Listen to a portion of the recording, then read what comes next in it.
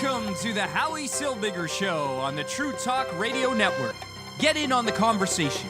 Call 1-877-669-1292.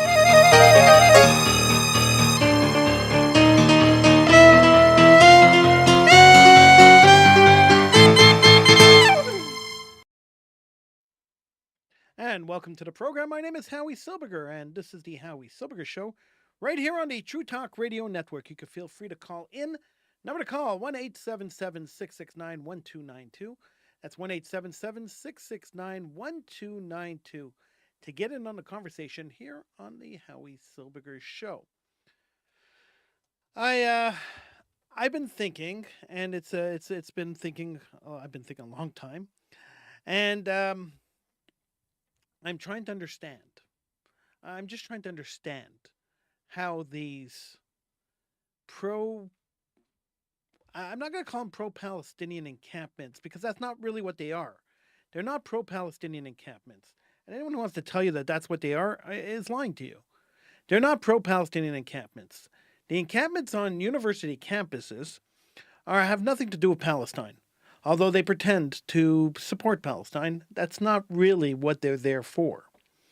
If you speak to anybody on those pro-Palestinian encampments, they will tell you straight out that their issue is more the destruction of Western values, the destruction of democracy, the destruction of the economic system of the United States and Canada, more the destruction of capitalism rather than the saving of Palestine. How is occupying a university campus or a downtown square going to stop a war happening 6,000 miles away? It's not, and that's the honest truth. So why are they pretending to be pro-Palestinian when in fact they're not? Why are they pretending to stand for a cause when they're not? And it's a question that's a great question. It's a question that's asked over and over again every time this happens, and this has happened quite a bit in the last little while. The only time that these people who are now sitting on McGill campus for almost 2.5 months and are sitting in middle of a public square in Montreal, the last time these people were ever honest was when they were calling themselves Occupy Wall Street. That was the last time they were honest, because when they were Occupy Wall Street, and it's the same people, by the way, when they were Occupy Wall Street, these people had a clear message. Their message was that capitalism is the evil of society, capitalism must be destroyed, and therefore we are here to destroy capitalism. That was their message, and fine, I could accept that message. That message is fine with me. I have no issue with accepting that message. They want to destroy capitalism. They want to fight for socialism or communism. I have no issue with that. If that's actually what they believe in, I can respect them for standing up and fighting for what they believe in. But when people get up and pretend to believe in something and are actually fighting for something else, when they are a sheep, when they are lying in sheep's clothing, excuse the expression, that's what they are. When they are sheep in a lion in the sheep's clothing, when they're doing that, when they're hiding behind something else, one has to wonder why. Why are they hiding? What purpose does this serve? Last week on Indeed, there was an ad from Amnesty International offering $30 an hour to anybody who wants to go out and protest in support of Palestine and against for a ceasefire now. $30 an hour to go out and protest. So people, I'm sure a lot of people took the job. So when you see these thousands of people or hundreds of people going out and protesting for Palestine, you should know that they are paid actors, that this is not real. This is an illusion. It is fake. These people are paid. They're not even ashamed of it. That's the whole thing. Nobody's even ashamed of the fact that they're paying people to go and protest. They're advertising on Indeed. Just go to Indeed and search for it. It's there. So nobody's even ashamed of this. I'd be ashamed if I had a grassroots movement and I was out there protesting for something, and then I realized that nobody really cares about the issue, which is the honest truth. And I really wanted to keep pushing my issue forward because this is helping me push another issue that I care about. And then I had to pay for it. I would be extremely ashamed of it. I'd be unbelievably ashamed of it. The fact that these people are still allowed to exist, the fact that these people are still there, is excruciatingly painful. Not only to the Jewish community, not only to any normal, rational human being, but to society in general. But we have to understand that our federal government had built up this atmosphere that allows this kind of thing to happen. And so this is really where it comes from the crushing of the truckers, which was a show of force, an unbelievable show of force that was quite disappointing from the federal government, to say the least, to spending $600,000 over 6 years giving grants to Laith Marouf, a noted anti-Jewish, violent scumbag. I can't think of any other words to describe him. I know Laith a long time, and that's the way I would describe him. I'm not accusing him of doing anything, anything illegal, although I'm sure he has. But he's really just trash. They spent $240 million they sent to UNRWA, which is an agency of Hamas, and now they've appointed a new chair of racism, who has a long history, a very, very long history of supporting anti-Israel causes and being against Jews. It's amazing. Melissa Lantsman is a conservative member of parliament out of Toronto, and she wrote a letter.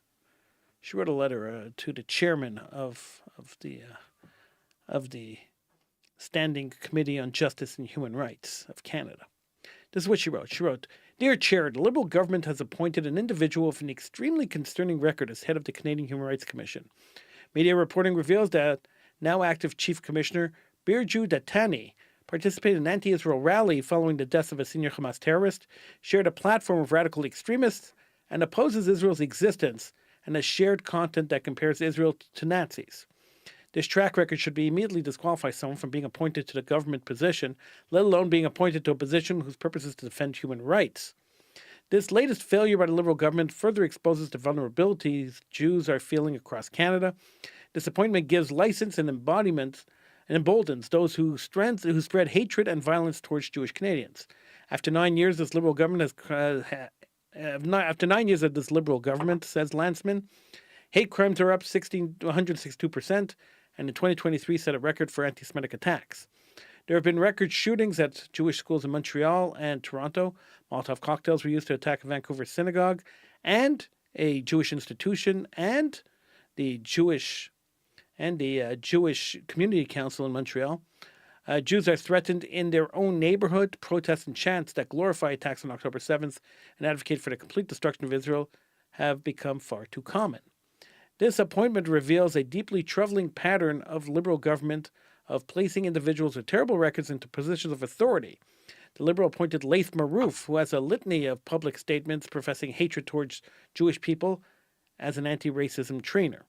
Jewish Canadians, an organization rightfully denouncing the Liberal government's new Human Rights Commissioner, given the Justice Committee's mandate, who must immediately address their concerns over this appointment and hear testimony from the Minister of Justice, Arif Virani, Chief Commissioner of the Canadian Human Rights Commission, Birju Datani, and Jewish Canadians and advocacy groups.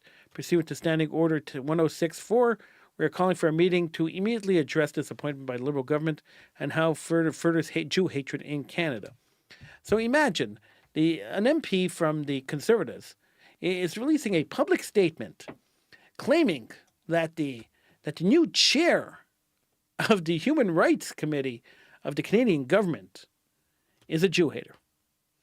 And this doesn't surprise me. It's amazing. It's amazing that this doesn't surprise me. Why doesn't it surprise me? Well, we saw the Liberal government, we saw them bring in a Nazi and give him a standing ovation in the House of Commons. We saw the House of Commons get up and give a Nazi a standing ovation. So after you see that, there's very little more that's going to surprise you. Nothing else is going to really shock you. That should have been shocking enough. We saw them hire Laith Marouf without even doing a Google search on who he was and giving him $600,000. That's also pretty shocking. Now, I'm not saying that the Liberal government is a horrific government. I mean, inflation is up and Jew hatred is up, and they were pretty totalitarian when it came to dealing with protests against their COVID policies. But I'm not saying they were totally. I don't know if the Conservatives would have been any better. Power corrupts, and that's really what it is. So anybody in power is going to be corrupt, to some extent. And so I understand. That the Conservative Party, when they were in power, didn't have very much luck in dealing with many of the issues that liberals have tried to deal with unsuccessfully. So each government has their own challenges.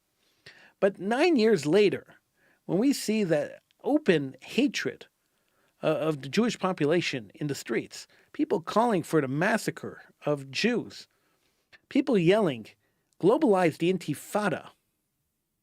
And the Intifada, by the way, in case you don't know what it is the indiscriminate attack on the Jewish people, like kill Jews wherever they are, which is Hamas's goal. It's their stated goal. Read their charter. It's right there. So when we see this walking through the streets and we see the inaction of the governments, both federally and provincially, one has to wonder, as a member of the community, a member of the Jewish community, one has to wonder, does the government have our backs? Does the government even care if the Jewish community gets massacred? Could there be a Kristallnacht tomorrow? Could there be a pogrom tomorrow, as there was in Los Angeles just last week? Could one happen in Canada? And the answer is, unfortunately, yes. That is the answer. The answer is yes. It could happen in Canada. It happened in Los Angeles last week, where Jews were attacked going to the synagogue. It was a pogrom. So Jews are being openly attacked on the streets. There are people, thousands of people on the streets yelling to globalize the Intifada. And there's no other solution except for Intifada revolution. It's one of the slogans they use. Now, I don't know if the people who are protesting understand what that means, but I'm willing to bet that some of them do. And I'm willing to bet that the ones that do mean it. We're seeing it play out on the streets in the States. We're starting to see it play out on the streets in Canada. And we are seeing government inaction, people unwilling to stop this from happening. When these socialists and anarchists took over university campuses and started blocking Jewish students from entering campus or walking through campus, a clear violation of university policy and of human rights, a human rights violation. All we heard were crickets from the human rights organizations. Nobody yelled about human rights violations against Jews. When Jews are being attacked in the middle of the streets, nobody's yelling or screaming, stop this. Nobody's yelling or screaming. There are no other groups going out there and protesting. Where are the human rights organizations? They don't care. So Jews are on their own. We're living on our own. And what are you supposed to do? What are you supposed to do? So in all fairness, I am going to share with you, I shared with you Melissa Lantsman, the conservative NDP from Toronto's letter.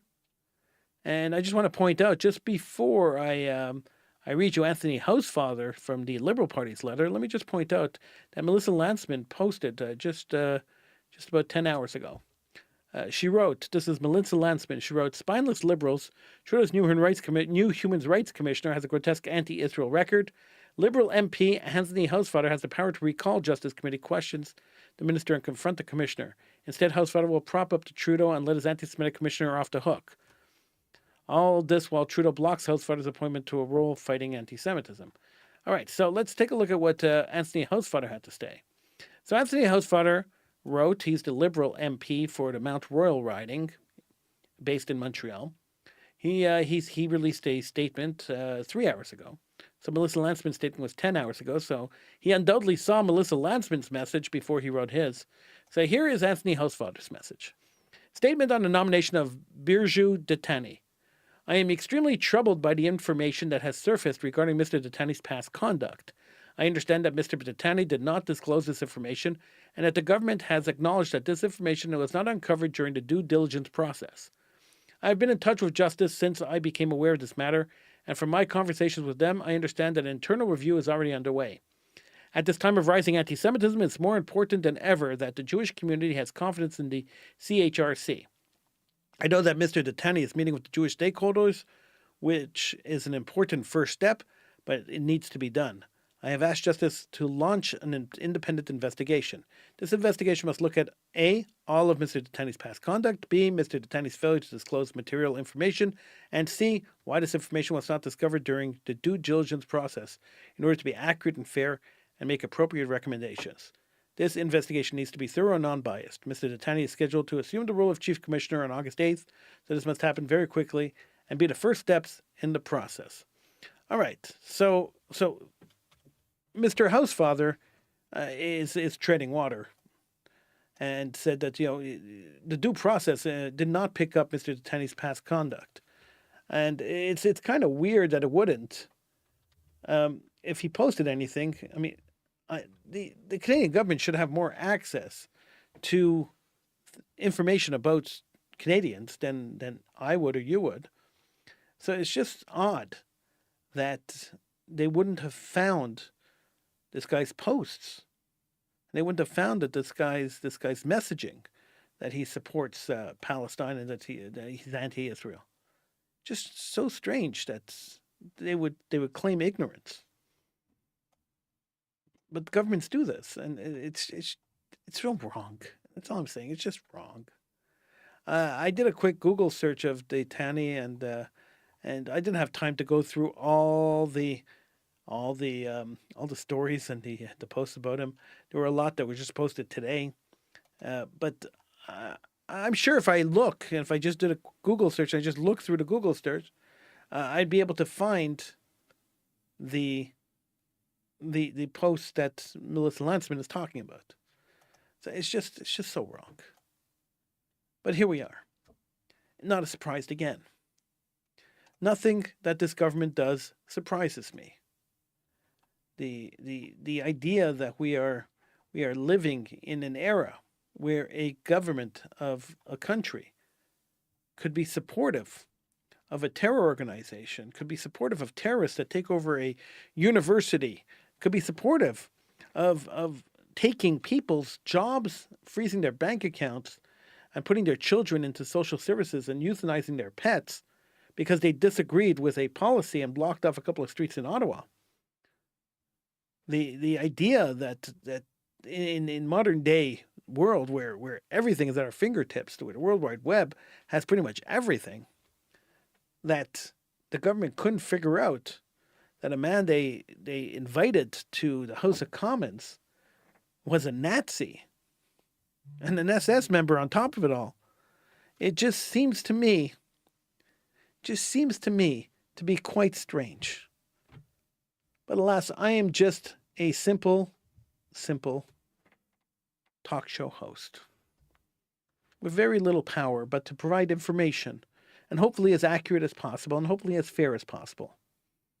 If you want to call in, you can. Number to call, 1-877-669-1292 is the number to call. 1-877-669-1292. All right, so I have an announcement to make, and I am going to make this announcement right now on the show because I think it's important that I share this with everybody. I have decided that I am going to run in an election. Now, the last time I ran an election was more than 20 years ago. I ran for city council in the city of Côte-Saint-Luc. It's a city around Montreal. It's one of the suburbs of Montreal. And I lost dismally. Now, I had run before, Before that, I had run in an election, a couple of years, I think 3 years before that or 4 years before that, for the same seat in the city of St. Luke City Council, and I had lost that election too.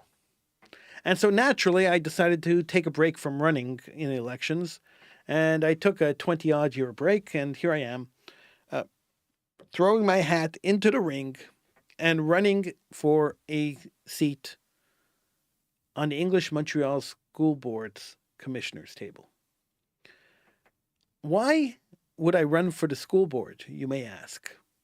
And the answer is quite simple. My motivation for running for the school board is simply, I believe that I have enough experience in education, I have lots of experience in education, to bring positive change to the school board and to education. I believe that I could strengthen education, I could work with the other commissioners, and I could help make education a lot better. We can make life a lot better for students in the public school system. Now, I don't work in a public school system. I work in a private school system.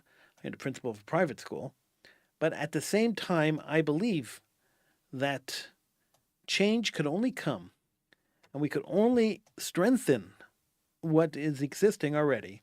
And what's existing already isn't bad, but as with everything else, what's not bad could always be better.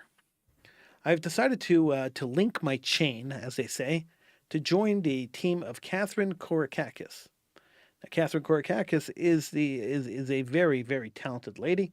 She has been involved in education in Montreal for years and years and years and years, and I've hooked my chain to her team, and I will be running in the Côte-de-Neige riding in the Côte-de-Neige ward of the English Montreal School Board. Now, I tell you all this because I think that if you live in Montreal and you are eligible to vote in the school board elections, if you're on the official Anglophone school board voting list, it's important to get out and vote. November 3rd is the election, and I think it's important to get out and vote.